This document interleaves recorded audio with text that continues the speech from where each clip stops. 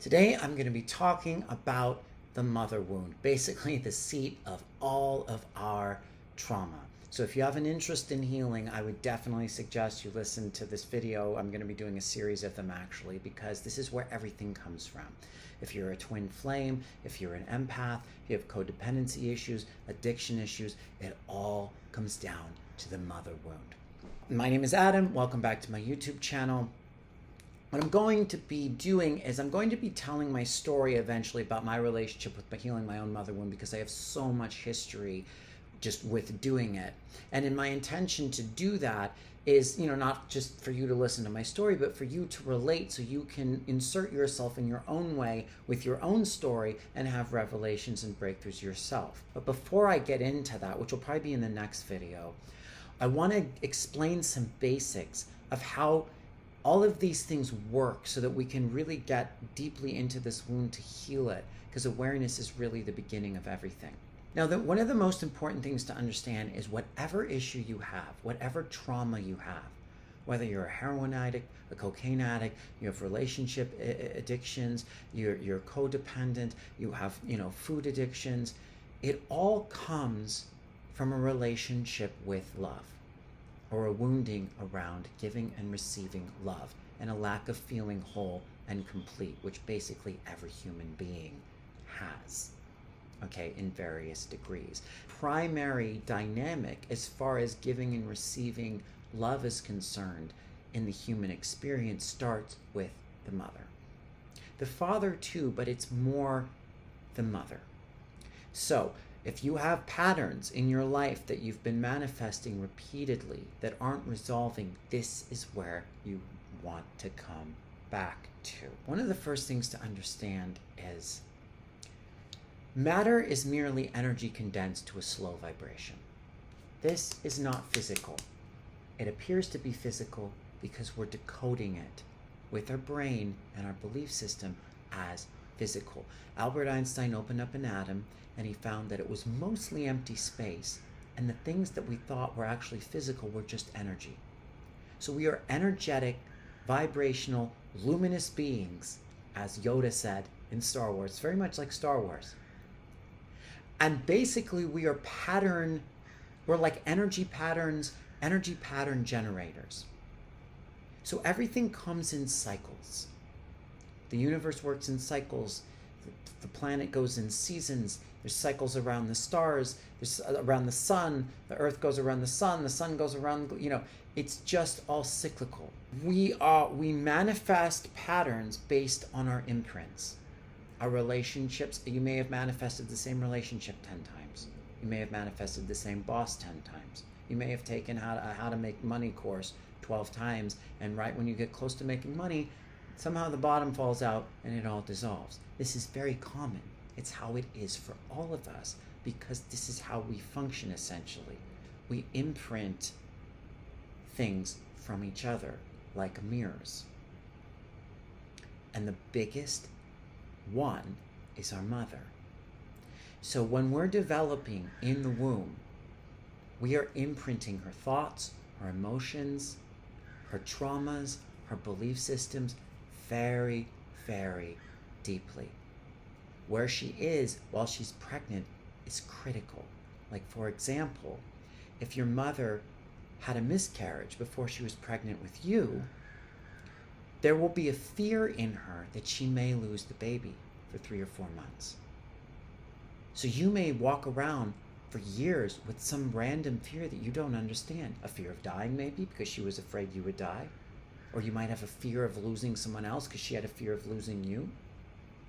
It imprinted onto you. They found that Holocaust survivors, their children have the same PTSD generally that they did, because it imprints both physiologically in terms of like biochemistry, and energetically in terms of like mirror pattern imprints. They call it morphic resonance. If you draw in assholes in relationships, or unavailable women, or narcissistic men, you're going to want to look at where your mother was at in the womb, where your mother was at growing up, your relationship between your mother and your father, your grandparents, because that would have imprinted on your parents. You're going to be going out as an energy field, drawing in these people over and over and over again until you heal the root of the wound. And a couple things happen. We will actually draw in these kinds of people, and we will also draw out of them the aspects that we have imprinted in us in our own energy field. So they could be just a little narcissistic, but if we have a big imprint of narcissism, we'll draw out the narcissism in them, or we'll just project our belief filter onto them when they're not even narcissistic and see them as narcissistic, or see them as unavailable, and we'll manifest the unavailable part of them because in us we have some imprint of emotional unavailability, which goes back to our mother.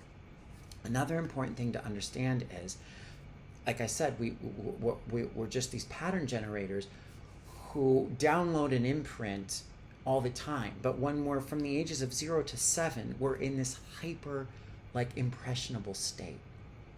We're in a theta brainwave state, which is the brainwave state of the subconscious mind. It's the state that's accessed in deep meditation. So we're just walking around just downloading stuff. So whatever imprints your parents had, but particularly your mother, you're going to have somewhere in you if it's not resolved. So if she was emotionally unavailable, you will download emotional unavailability. And again, when we're very young, we don't have discernment as to what is ours and what isn't. So sometimes the mother is very loving, but even just a slight pull away or rejection, a child would take in a moment to believe that means that they're not lovable when they are, and the mother wasn't even saying that. But the trauma can imprint so deeply that we now have a pattern of I'm not lovable, and then we as pattern generators keep reflecting that back to ourselves by drawing in people to show us that we're not lovable. When we shift that in our bodies and our fields and become lovable, we'll draw in people to reflect back to us that we're lovable. It's absolutely critical to understand where your mother was when you were developing, what the relationship was like between your mother and father, if she had any fears around having a child, what her childhood was like, what she got from her mother. These are all things to begin to research and to look into if you can. I know we can't always because, maybe your mother passed away or something, or you're not talking to her, and you don't need to know it. Just my talking about it can help bring it up. You can ask your subconscious. Your subconscious will know. You can ask family members if you can, just to get little tidbits of these basic patterns that set in stone. You can clear, but they set very firmly as children. And then when you start to get this, you can start to shift these patterns. And it's very important because our development is critical. Some people will have a very nurturing childhood, a very healthy birth, very healthy period in the womb, and then they'll have a trauma when they're 20. And then they can heal very fast from that trauma because they're going back to a strong foundation that they already had. But if you didn't get that development to begin with, it's a little harder to heal because you kind of have to build it from scratch. It's still very possible to heal. It's just a little more difficult. It takes a little bit more work. And I just mention it because if this is something that you have to do, you just have compassion with yourself because it does take a little bit of time. Now, just to illustrate a little bit how our dynamic with love and our mother develops, I saw this clip recently where they were showing a mother interacting with her infant. And when the mother was very loving and present and nurturing and expressive, the baby was very happy, and bubbly and playful and calm, and it would regulate its nervous system. It would feel secure. It would feel safe. But if they had the mother turn away and ignore the baby, or stonewall the baby and just have a cold, expressionless face, you would see the baby start to squirm and get very uncomfortable, and it would start to make all these gestures and point and try to get the mother's attention. And if this went on long enough, it would start to get really frustrated, and you could tell that it didn't feel safe anymore, and it would start reaching. It would reach and kind of grasp for the mother because it was grasping for the nurturing, for the love. And that, it was fascinating to watch. It was very painful, but it was fascinating because I could see how that grasping, when the mother wasn't, even when the mother was there but not emotionally present, is actually in your nervous system the essence of codependency and addiction. It's that grasping for the love outside of ourselves that makes perfect sense when you're a baby. But if you don't get that soothing, enough as a kid, we start looking for that everywhere else, and we don't know where it actually comes from, so it never really resolves. We're trying to get love from the partner. We're trying to get love from money. We're trying to get love from the drug. And it was just that dynamic with the mother, the soothing from the mother, the safety in the nervous system, and the feeling of being loved and complete that we were all looking for. And it's tricky too, because even if the mother does really love you, even for the moments where she's not present, it can come off as a rejection to an infant. And we can carry that imprint in our nervous system as we're not lovable. And because we're just imprints, we just copy paste. Like if your mother always told you needed to love yourself, but she hated herself, you're not going to learn to love yourself because she told you to.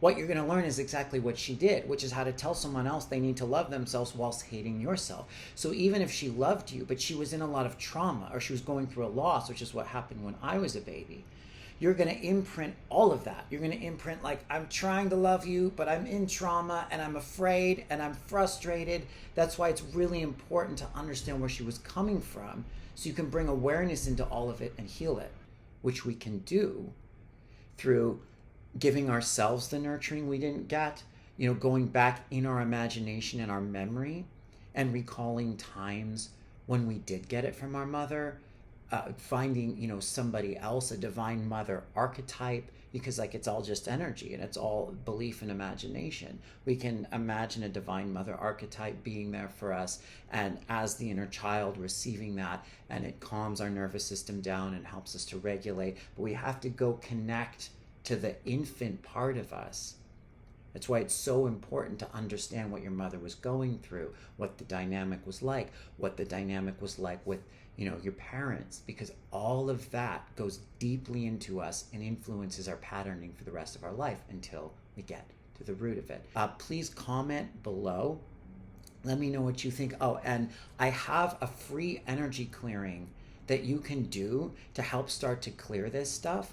The link is in the description to download it.